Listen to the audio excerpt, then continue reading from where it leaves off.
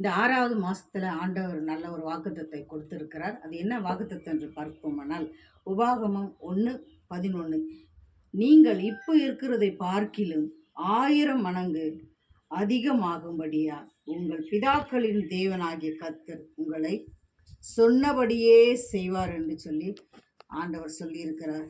அருமையானவர்களே, இந்த நாளில் கூட உங்களை சொன்னபடியே அவர் என்ன பண்ணார், உங்களை ஆசீர்வதிப்பார் என்று சொல்லி இந்த வேதத்தில் அழகாய் சொல்லியிருக்குது. அருமையானவர்கள், இந்த 6வது மாதத்தில் பார்க்கும்போது 5 மாதத்தை கர்த்தர் கடந்து வர உங்களுக்கு உதவி செய்திருக்கிறார்.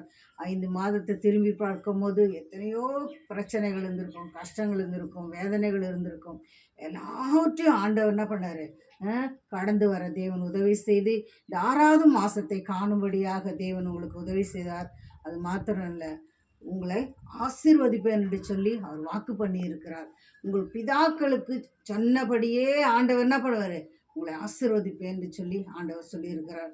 உங்கள் பிதாக்கள், நம்மளுடைய பிதாக்கள் யாருன்னு பார்த்தீங்கன்னாக்கா, ஆபிரகாம், ஈசாக்கு, யாக்கோபு, இவர்கள் தான் நம்மளுடைய பிதாக்கள் என்று சொல்லி நம்மளுக்கு தெரியும்.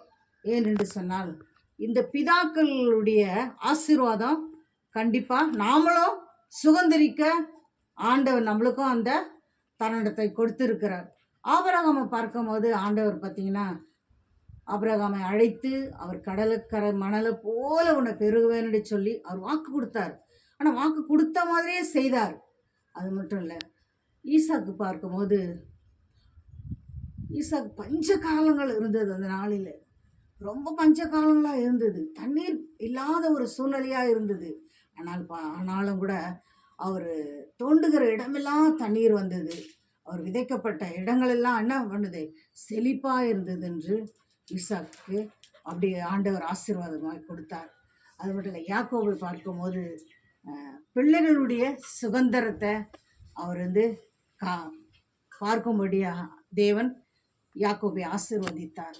இவர்கள் தான் நம்மளுடைய பிதாக்கள், ஆபிரகாம், ஈசாக்கு, யாக்கோபு.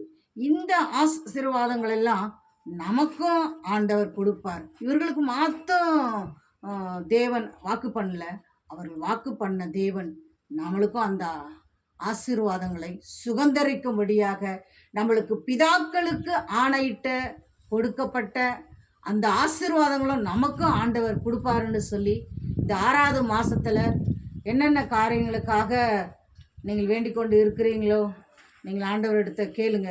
ஆண்டவரே, ஆபிரகாம், ஈசாக்கு, யாக்கோபு எங்கள் பிதாக்களுக்கு ஆணையிட்டீரே சுவாமி, அந்த ஆசீர்வாதங்கள்லாம் கர்த்தர் எங்களுக்கும் தாரும் ஆண்டவரே. எங்களுக்கு பிதாக்களுக்கு ஆணையிட்டது மாத்திரம், அந்த ஆணையிட்டது போலவே நீ அவர்களை ஆசீர்வதித்தீரே சுவாமி, அவ்வித ஆசீர்வாதம் எங்களுக்கும் தாரும் என்று சொல்லி நம்ம கண்களை மூடி நம்ம ஜெபிக்கலாமா? பரிசுத்தமும் மகிமை நிறைந்த நல்ல தகப்பனே, உம நன்றியோடு ஸ்தோத்திரிக்கிறோம் சுவாமி. இந்த ஆசீர்வதிக்கப்பட்ட இந்த நாளிலும் கூட தகப்பனே, இந்த 6வது மாசத்துல ஆண்டவரே அப்பா அப்பா நன்றியோடு ஸ்தோத்திரிக்கிறோம் சுவாமி ராஜா. இந்த நாளிலும் கூட தகப்பனே 5 மாசத்தை ஆண்டவரை கடக்க செய்தீரப்பா. 6வது மாசத்தை கர்த்தர் ஆண்டவரப்பா பிள்ளைகளுக்கு காண செய்தீர் ஆண்டவரே. அப்பா, இந்த ஜெபத்தை கேட்கிறவரை ஆண்டவரை ஜெபத்துக்கு பதில் கொடுக்க முடியாது உதவி செய்யுங்க ராஜா. இந்த யூடியூப் மூலமாக அநேக ஜனங்கள் பார்க்கிற போது அவர்களுக்கு தகப்பனே அப்பா ஆபிரகாம், ஈசாக்கு, யாக்கோபுக்கு ஆசீர்வதித்தது போலவே ஆண்டவர் இந்த தகப்பனே இந்த வார்த்தையை கேட்கிற, இந்த சத்தத்தை கேட்கிற ஒவ்வொரு ஜனங்களுக்கும் ஒவ்வொரு குடும்பங்களுக்கும் அவ்வித ஆசீர்வாதம் உண்டாகட்டும் இந்த 6வது மாசத்துல அப்பா. அப்படியே செய்வீராக. எல்லா கணத்தையும் உமக்கு செலுத்துகிறோம். இயேசுவின் நாமத்தில் பிதாவே, ஆமென்.